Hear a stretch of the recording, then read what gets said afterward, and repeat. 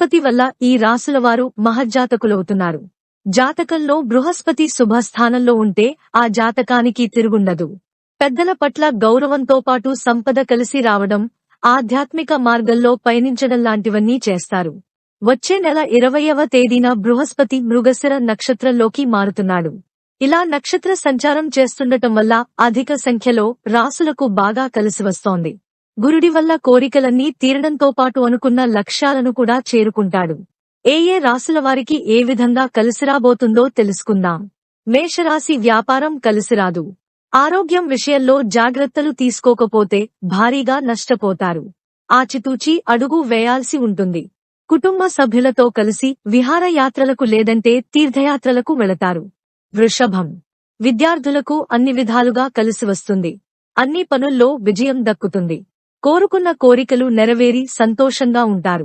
మిథున రాశి. జాగ్రత్తగా నిర్ణయాలు తీసుకోవాలి. ఆరోగ్యం విషయంలో ఎంతో శ్రద్ధ అవసరం.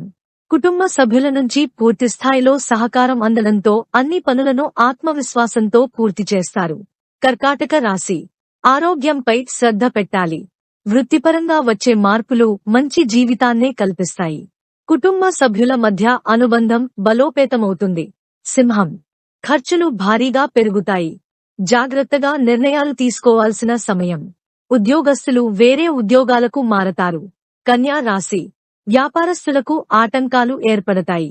జీవిత భాగస్వామి ఆరోగ్యం విషయంలో జాగ్రత్తగా ఉండకపోతే బాధపడాల్సి ఉంటుంది.